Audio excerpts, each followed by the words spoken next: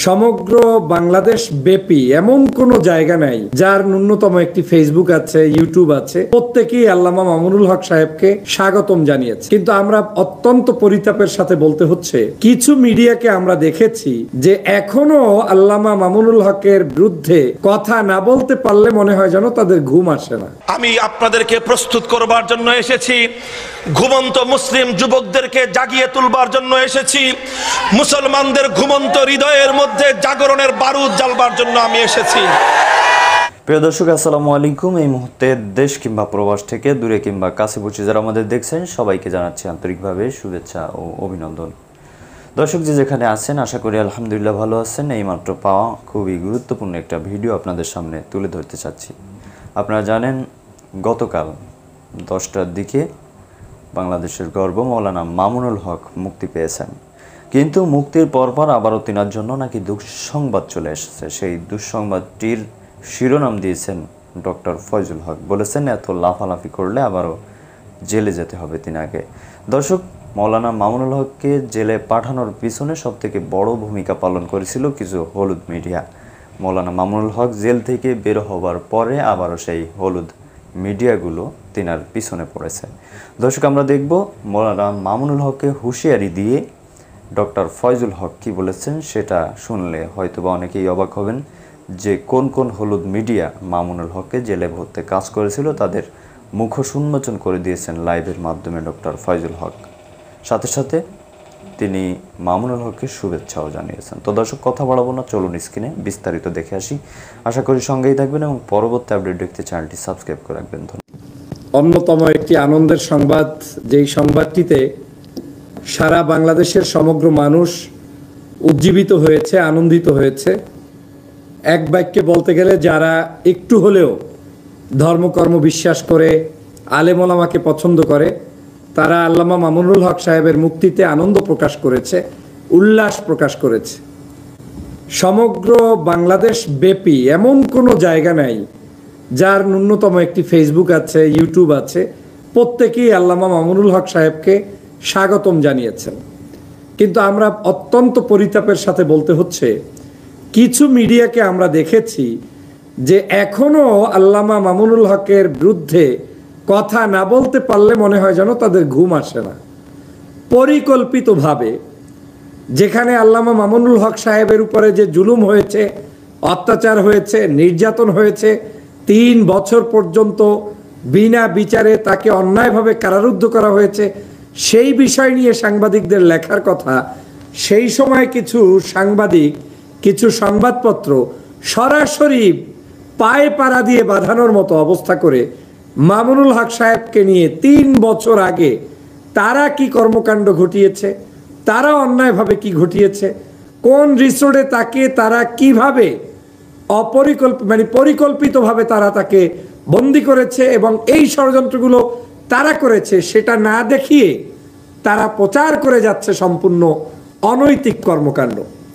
আমাদেরকে তাদের ব্যাপারে সজাগ থাকতে হবে। আমাদেরকে তাদের ব্যাপারে এখন থেকে আপনাদেরকে সজাগ থাকতে হবে। আমরা সবসময় উদারতায় বিশ্বাস করি। আমরা সবসময় সাধারণ নাগরিকদের যে কোনো কাজকে আমরা অনেক সময় অ্যাপ্রিসিয়েট করি। আমরা এই মিডিয়ার ভাইদের পাশে আমরা সবসময় দাঁড়াই। একটা জিনিস মনে রাখবেন, ওরা কিন্তু বেঁচে আছে আপনার আমার নিউজের কারণে। আপনি নিউজ হচ্ছেন বিদায় তারা আপনাকে নিয়ে নিউজ করছে।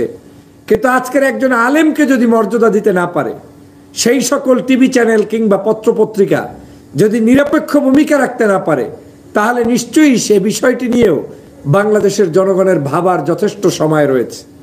আমি অবাক হয়েছি যখন সারা বাংলাদেশের মানুষ আনন্দিত হয়েছে, ওয়েলকাম করেছে, রিসিভ করেছে, তখন 3 বছর আগে কি হয়েছে সেই 3 বছরের ইতিহাস নিয়ে তারা বসে আছে।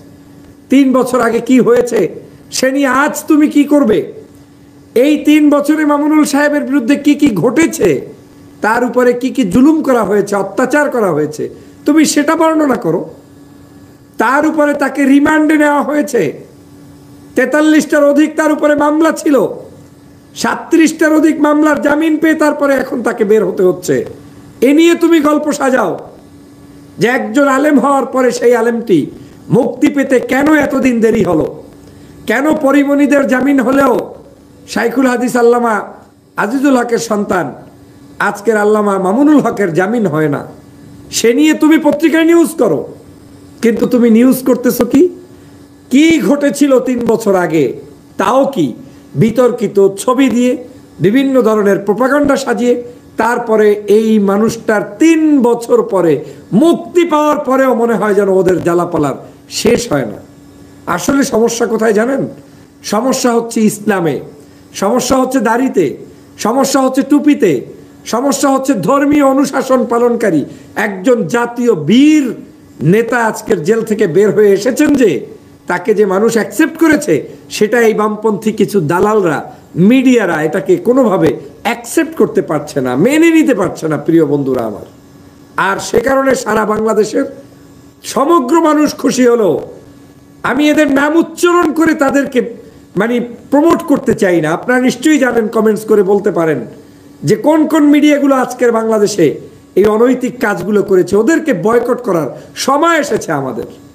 আমরা না দেখলে ওরা 2 ঘন্টাও টিকতে পারে না। আমরাই ওদের লাইকার, আমরাই ওদের শেয়ার, আমরাই ওদের কমেন্টস করি, আমরাই ওদেরকে দেখি। ওদের বিবেক জাগ্রত হওয়া উচিত যে দেশের ইসলামের বিপক্ষে কথা বলে, আলেমের বিপক্ষে কথা বলে, ইসলাম বিরোধী মানসিকতা পোষণ করে কোনোদিনই তুমি জনপ্রিয় কিছুই হতে পারবে না। দেখো না, এখন সব মিডিয়া ভিতরে ভিন্ন থাকলেও উপরে উপরে প্রকাশ করা শুরু করে দিয়েছে। এই মুহূর্তে মামুনুল সাহেব খাচ্ছে কি, ঘুমাচ্ছে কি, যাচ্ছে কোথায়, কে আসছে তার বাসায়, কেন করছে? কারণ ওরা একটু আমাদের সিম্পিতি ক্রিয়েট করতে চায়। ওরা চায় যাতে করে আপনারা তাদের প্রতি সহানুভূতিশীল হন। আমার আপত্তি নাই, তারা করুক। যারা এ ধরনের ভালো ভালো রিপোর্ট করবে আমরা তাদের রিপোর্ট দেখব, তাদেরকে সহানুভূতি প্রকাশ করব। কিন্তু যারা আমাদের আকাবির ইসলামপন্থী এই বড় বড় স্কলারদেরকে নিয়ে বিরূপ মন্তব্য করবে, তাদেরকেও ছাড় দেওয়ার কোনো সুযোগ নাই প্রিয় বন্ধুরা আমার। অতএব আপনারা দিনভর দেখেছেন সারা বাংলাদেশের মানুষ খুশি হলো। কিছু দুষ্ট যারা মিডিয়ার নাম ব্যবহার করে তারপরে মামুনুল সাহেবকে নিয়ে বিতর্কিত মন্তব্যে লিপ্ত ছিল, আল্লাহ তাদের হেদায়েত দান করুক।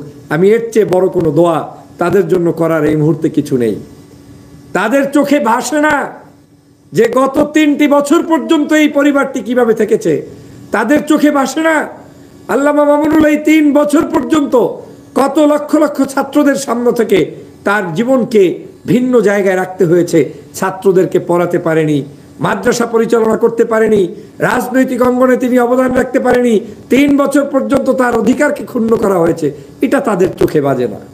তাদের চোখে বাজে না যে আল্লামা মামুনুলের জন্য লক্ষ লক্ষ মানুষ কাঁদছে, তাকে দেখার জন্য মানুষ কাঁদছে, সেটা তাদের চোখে বাজে না। তাদের চোখে বাজে না যে রিসোর্ট কাণ্ডটি সরকারি পরিকল্পনায় সংগঠিত করে অন্যায়ভাবে সেখানে গিয়ে তাদের দলের লোকেরাই সেটাকে করেছে, গোয়েন্দা ডিপার্টমেন্টের যোগসাজশে সরাসরি এই সরকারের মদদে হয়েছে। সেটা তারা লিখতে ভয় পায়। তারা লিখতে ভয় পায় যে পরিমনির জামিন হলে মামুনুল কেন জামিন পাবে না। তো দর্শক দেখলেন খুবই গুরুত্বপূর্ণ একটি লাইভ ভিডিও, একটি প্রতিবেদন। এ সম্পর্কে আপনি কি বলতে চান? দেখলেন মাওলানা মামুনুল হককে জেলে পিছনে পাঠানোর পিছনে কাদের হাত ছিল, তাদের কিন্তু মুখোশ উন্মোচন করে দিয়েছেন ডক্টর ফয়জুল হক। দর্শক, মাওলানা মামুনুল হক আবার ফিরে এসেছে। জালিমের চেয়ার কিন্তু ইতিমধ্যে নড়বড় হয়ে গেছে। তিনি কিন্তু আজকে তিনার মাদ্রাসায় সংবর্ধনা অনুষ্ঠানে কিন্তু সেই আগের মতো গর্জন দিয়েছেন। তো দর্শক, আপনারা চাইলে সেই লাইভ ভিডিওগুলো দেখতে পারেন, আজকের বিকালের সংবাদ। তো এই ভিডিওর মাধ্যমে আপনাদের সামনে তুলে ধরতে পারলাম না। পরবর্তী আপডেটগুলো দেখতে আমাদের চ্যানেলটি সাবস্ক্রাইব করে রাখবেন এবং পাশে রাখা বেল আইকনটি বাজিয়ে রাখবেন। তো দর্শক, ভালো থাকুন, সুস্থ থাকুন। আসসালামু আলাইকুম।